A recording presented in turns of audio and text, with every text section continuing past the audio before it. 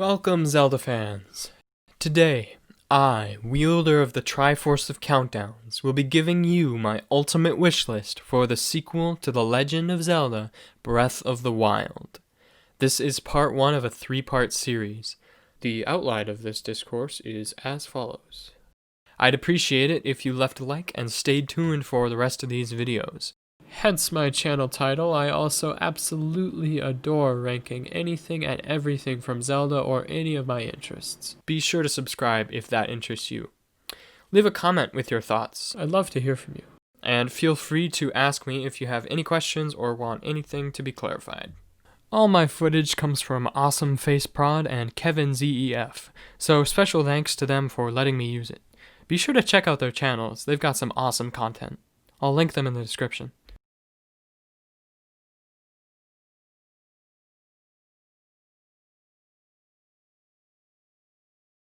Breath of the Wild is lavishly glorified.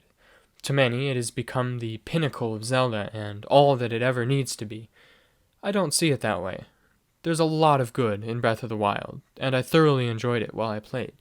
Yet, there's a fair deal that falls short as well. I see it as a basic framework with room for great polish. What excites me about a new Zelda is to experience something that maybe could be the pinnacle of the series, with fantastic content in every respect. I have to insist that this is my personal opinion, and I mean that. Some of this might be slightly divisive. If you just want to hear the usual complaints and praises rehearsed in a new way, this list may not be for you.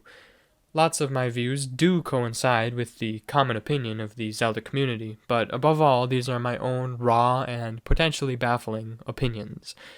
I really did like Breath of the Wild. I just can't bring myself to continue my original playthrough or get into a new one, no matter how many times I've tried. Around 6 at this point. Because I just don't feel that same Zelda magic, at least as potently. Everything in here is meant to be constructive, not pointless negativity. Lastly, I'll note that I don't intend to watch any more trailers of this game or follow its news very closely, so I'm sorry if you would have been interested in discussing that with me later. Trailers get too close to spoiler territory for me these days. Even if they don't spoil the story, they decrease some surprise and fascination when I reach the things that they show in my playthrough. The teaser trailer was a perfect little trailer for me, and that's largely what all this will be based off of. In fact, I wrote the vast majority of this list last summer with the exception of a few revisions. I am incredibly excited for this game.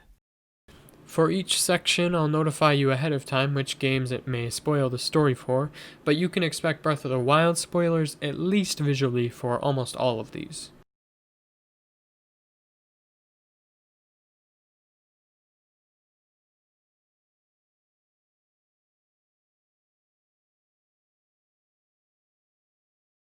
Mystery is a fantastic component of a story, especially a Zelda story. I feel it would be beneficial to distinguish between two different types of mystery, both of which are welcome. I think there's perhaps a concrete kind of mystery and a discrete kind. A concrete mystery is what you think of when you hear the word mystery, a direct part of the plot, such as what is going on with Koholint Island in Link's Awakening. A discrete mystery is something that very well may be a plot element, but not a central plot mystery or one that is always fully clarified. It's the type of thing that Zelda theorists foam at the mouth over, like Fierce Deity, Majora's Mask, Dark Link, or the Zonai in Breath of the Wild. Breath of the Wild was actually really good with mystery. The mysteries of what happened to Hyrule, why Link was asleep for 100 years, who the old man was, etc. Mystery is very gripping, whatever the form, and this is why it's important. I'm sure I don't have anything to worry about in this regard, but I have one more similar point while I'm at it.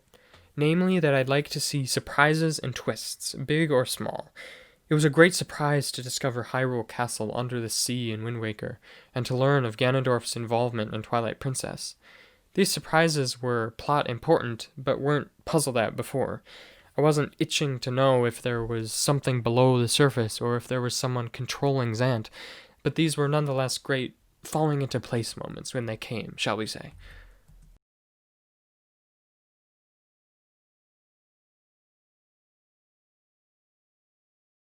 I know that a story that occurs in the present is all but confirmed, but I still want to discuss this a little. Finding the memories was a cool idea, but I can't deny that there was a desire for more every time I finished a memory clip. A subtle dissatisfaction. Maybe that dissatisfaction is even part of why I was so eager to find the next memory, and then the next one, and so on. By having all the plot elements in real time and happening with Link as you play as him, the plot will be more engaging. You will care about everything within it more, and there will be more of it. In some ways, Breath of the Wild didn't lack a full story, considering the lore, diary passages, and such things on top of the memories, but it still felt a bit hollow and less important. Having it in real time brings it to the forefront more. I hope that most will agree that this is a good exchange, some of the staggering amount of freedom for a stellar story. Because it wouldn't work to go straight to a final boss this time if there are important story events that necessarily build up to the circumstances of that encounter that must happen first.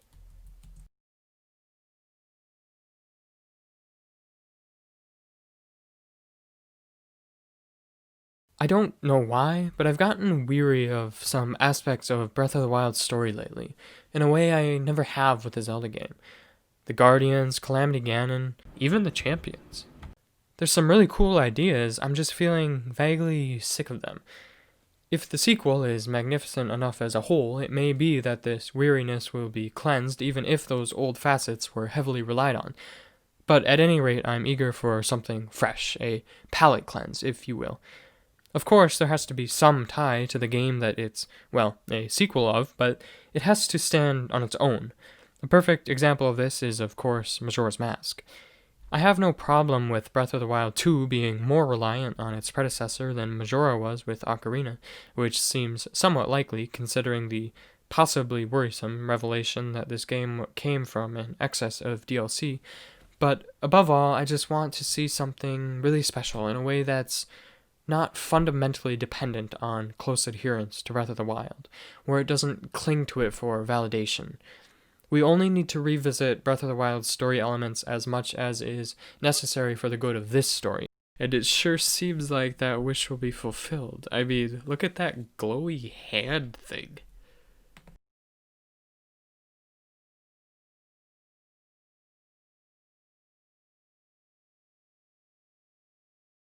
This is a small thing, but nevertheless great to get right.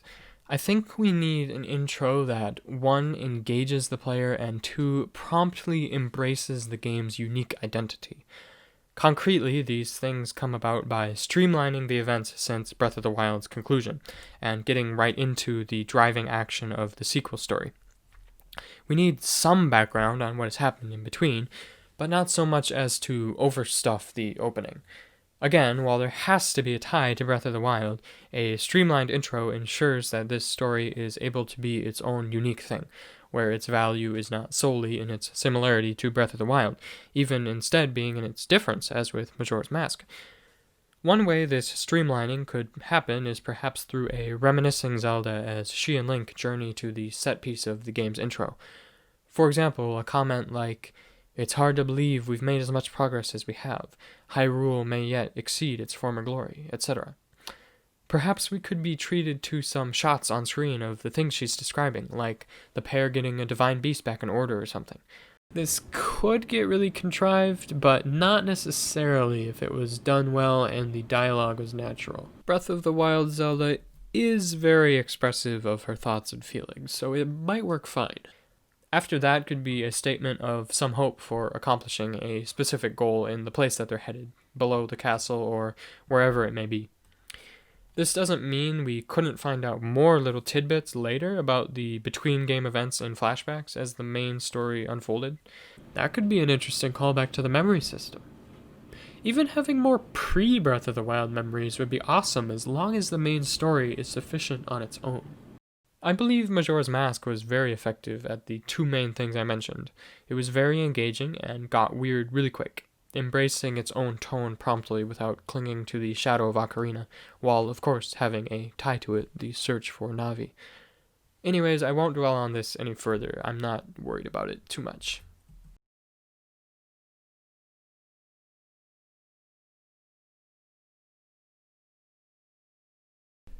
This is a no-brainer and I'm sure very uncontroversial, so that's why I put it last.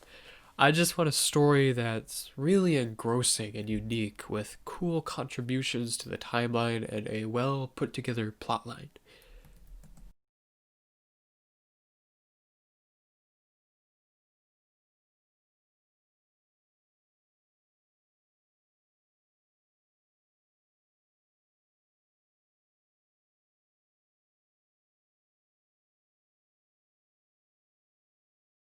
Defining traditional is multifaceted.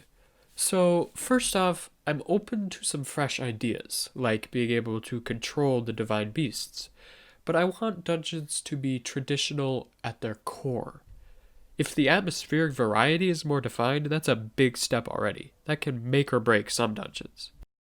Another one of the most important aspects of a traditional dungeon is the dungeon item, something that ties everything together and then opens up more puzzle solving in the overworld. Also wrapped up in my idea of traditional is that there are multiple distinct rooms with puzzles and enemy encounters that lead to keys, the map, rupees, collectibles, or even dead ends until the dungeon item is acquired, etc. Puzzles are more dear and vital to me than enemy encounters, but enemy encounters can add a lot, and there is one enemy type that I really love to have in a dungeon, which leads to one final aspect: a mini-boss. This is perhaps the most optional facet. It's more a wonderful enhancement than an absolute requirement. That is, if dungeons lacked mini-bosses, it wouldn't be a con of the game like it would if they again lacked dungeon items or clear atmospheres. But if they had great mini-bosses, it would certainly be a pro of the game. For reference, I think Twilight Princess and Majora's Mask are the quintessential examples of good creative mini-bosses. Lastly, I'd like to discuss Hyrule Castle. Most see it as the exception to the rule that Breath of the Wild's dungeons are lackluster. Even that I don't fully agree with. I enjoyed the Divine Beasts, especially Varuda and Naboris. They were just missing something. I enjoyed exploring Hyrule Castle too, but not as a dungeon in its pure form. Some people enthusiastically predict that it could be the new framework for future dungeons. It didn't have enough of what defines a dungeon for me to want that. I give Hyrule Castle's breach of that recipe a pass on its own, but it lacks viability for being the new standard of all dungeons. There was no dungeon item that recontextualized puzzles, or any prominence of particularly stirring puzzles in the first place, really, but there were a few, don't get me wrong. It lacks design integrity as a dungeon. There wasn't sufficient overarching design. Again, it's fine for what it is, a lived-in castle, but as a lasting formula, it lacked crucial elements.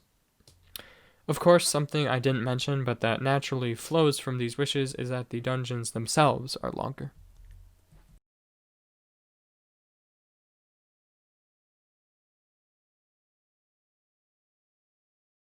I think 8 or 9 dungeons is pretty reasonable.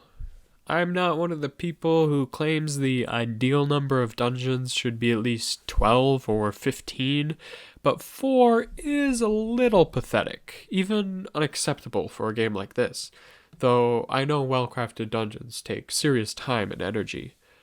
If no quality or length was sacrificed, sure, I'd take something like 10 or 12 dungeons, but I'm certainly not expecting that. I think it's presumptuous when people say something like 15 is what should be expected from the developers.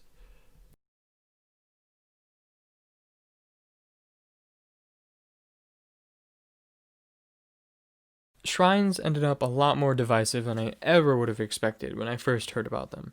Here's my take on them.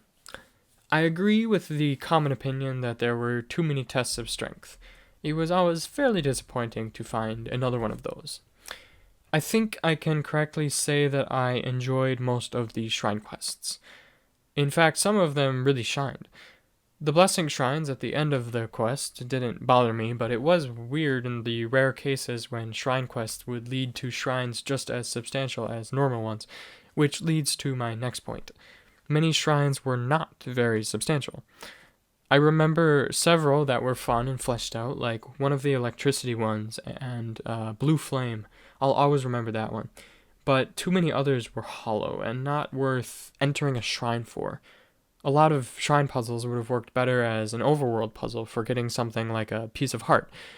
More on those later. A quintessential example of a shallow shrine is the one where you simply have to ride on a few air currents on your paraglider. Quite unexciting and uninspired. It seems plausible to say that many shrines had to become filler. They were a great idea in theory, but flawed in execution. The developers decided on 120 shrines, an exciting number for players to hear. And then they had to fill that quota with varying levels of quality emerging. In the sequel, I could easily see this number dropping to 25 or less, with much higher quality to show for it. The thing is, though, I don't think spirit orbs or the shrine concept will return exactly as they were in Breath of the Wild, since the plot will be new and hopefully the overworld altered. Blessing shrines wouldn't make sense at the end of quests if spirit orbs didn't return as a mechanic. I at least hope they don't.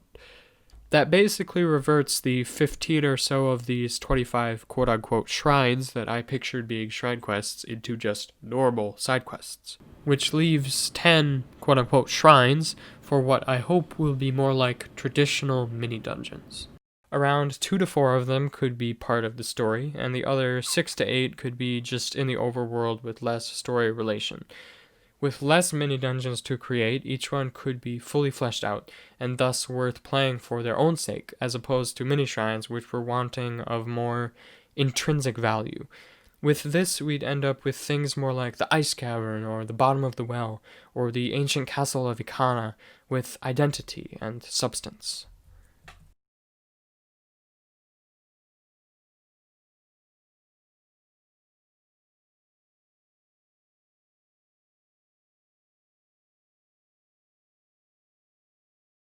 I think I'll always prefer my dungeon bosses classic as well. The question is where the Blight Ganons went wrong, because they did in my mind. I didn't enjoy them terribly much in the end. What makes a great boss? Well, I think it is usually preferable if a boss has a theme, but this isn't absolutely essential.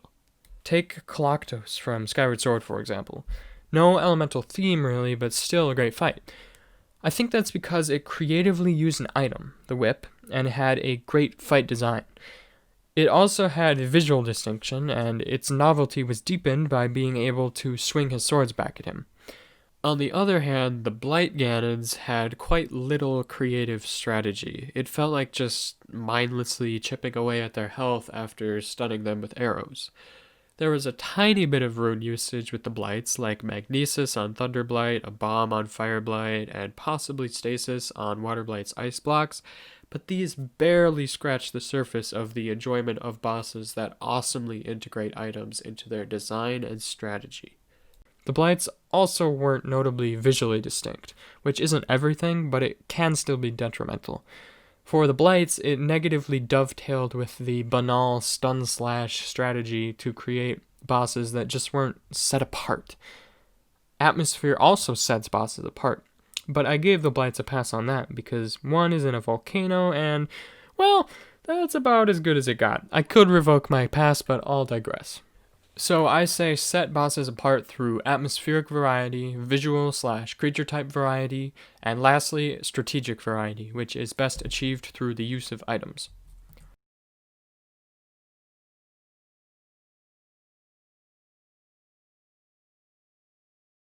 I haven't seen anyone who shares this view with me, but I felt like Breath of the Wild had great missed potential with overworld bosses. Before release, I dreamed of fighting a giant squid in Lake Hylia, or a big Dodongo on Death Mountain, or of actually encountering a big Arctic bird in that one shrine quest. The 3 overworld bosses and their variations were enjoyable enough for a while, but inevitably grew stale. I know expecting more was super idealistic, and I get that this was too eclectic to fit into Breath of the Wild, but I can't deny I want more overworld bosses in the sequel. Even just one per region would be vastly improved.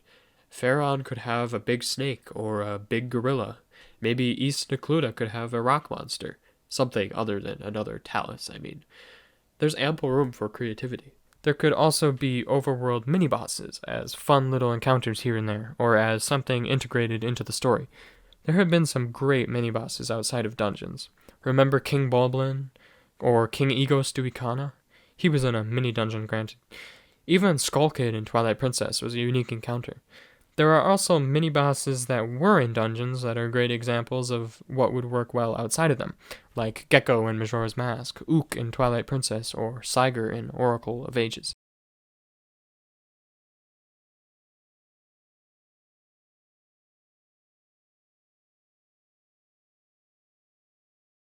I agree that the second phase of the final battle was very underwhelming, but I would also say that the first phase was missing something.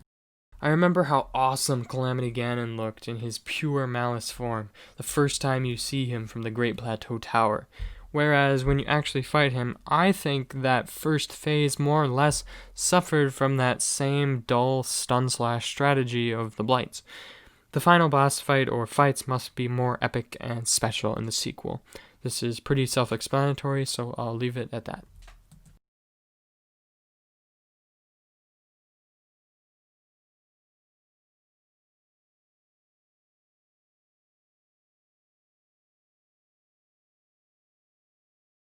It'd be interesting to see Link undergo growth of some sort in this installment, though it's not a necessity for his character.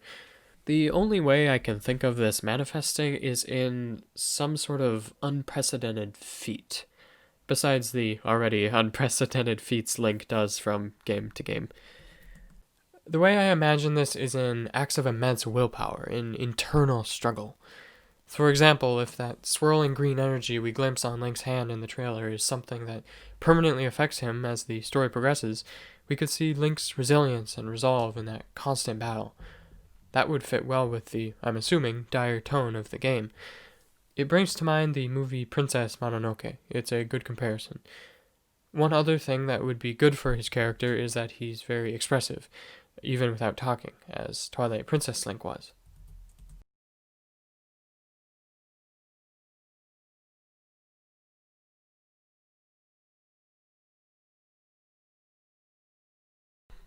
It would also be awesome if Zelda got another arc of sorts, like in Breath of the Wild. It would make sense for her to begin already with a deepened maturity after the responsibility of holding off Ganon for decades and presumably being the last remnant of the royal line. It would be intriguing and fitting to the dark tone to explore some of the scars she may have from those things she endured. Perhaps we can see her, maybe herself, in an inner battle, striving for that light-hearted spirit she had in places like the memory Silent Princess, which may have gone to the sideline in Ganon's wake. I also hope we can see her develop her inborn abilities as she grows in confidence of who she is and how she thrives, probably in the adventure she's partaking in for one. Hopefully we can see her perform some momentous acts as well. It is her legend. She shouldn't just be there, she should hold a critical role in the game without trumping Link, who I think should stay the series' main protagonist. It's fine if they're equally significant, I just don't think Link should become less than the main protagonist. I'll be discussing the potentiality of playing as Zelda later on.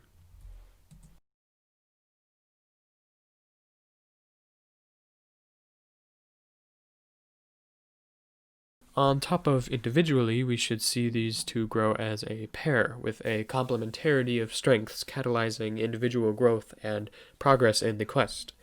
They're seemingly journeying together after all, at least partly, even if they are separated for a few segments.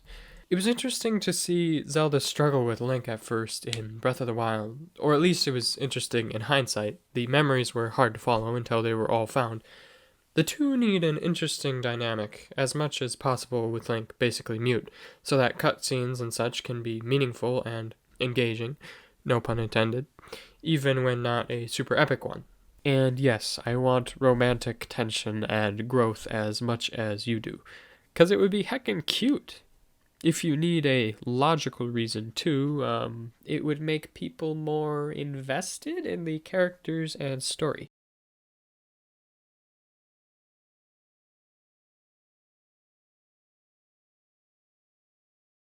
I'm okay with seeing some form of Ganondorf in yet another game. In fact, I have an interesting idea for him if we see him again. By now, everyone and their goldfish has probably already thought of it, but all the same, what if he was good? What if the power of Calamity Ganon was constantly festering and building up within him, but it was something he fought against, whether right from the start or after a change of heart along the way? What if his struggle got so intense that Ganondorf and the entity Ganon split entirely, or Ganondorf was lost in the process? Or what if the structures we see in the trailer were the strange design of Ganondorf himself in an attempt to stave off the malice or seal it away somehow? No one is destined to be evil. Even Ganondorf should be able to reject the reincarnation of hatred he's meant to represent. Just ideas. I'm sure any dynamic we see will be intriguing no matter what. I'd also love to potentially see a new villain in addition to Ganondorf. Perhaps there's some strange force from which Ganon's malice originated, or that was controlling Ganon/Ganondorf to begin with. That could be very awesome and disturbing indeed.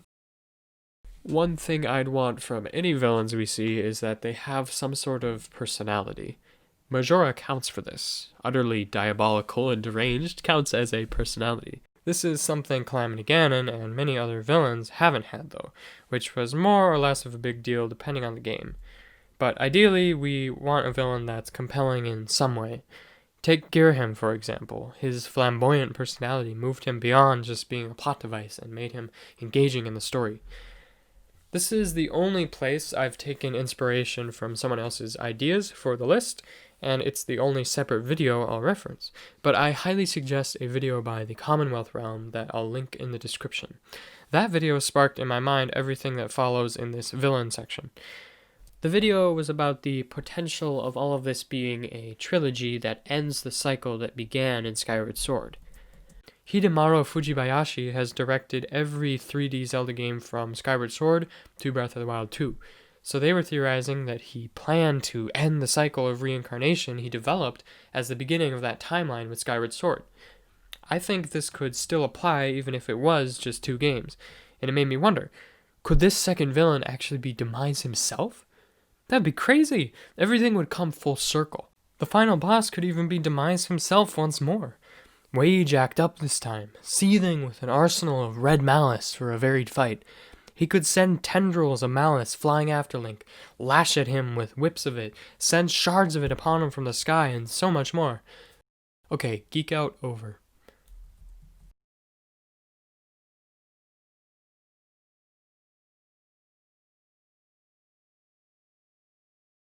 Great and unique side characters are also essential. Breath of the Wild had many memorable characters, really. Paya, Hestu, Kilton, Riju, Prince Sidon, who I dare say is very, very slightly overrated. And Cass, although I find Cass's concept, a Rito bard, cooler than his execution. I was so excited when I first saw him in that gameplay video from the 2016 Game Awards. But anyways, until looking at character lists though, I recall a lack of memorable characters for some reason. I think they may seem sparse because they're widespread throughout the huge world, and because for every interesting character there's a myriad of generic filler NPCs which are necessary to some degree. But whatever the case, a contraposition to this is Twilight Princess, which was brimming with memorable characters for me. Some of them just because they're weird. Here are some. Falby and Fire, Agatha, Mallow, Koro, the Hero Spirit, Yeto and Yetta.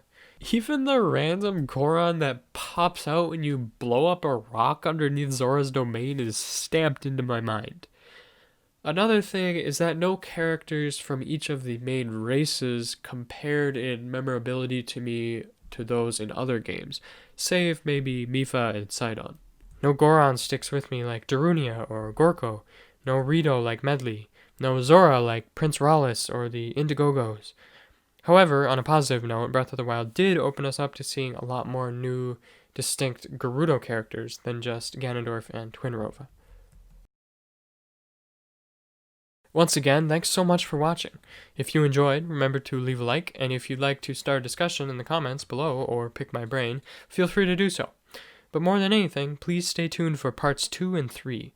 I'd appreciate that a bunch. Thanks everyone, and have a fantastical day.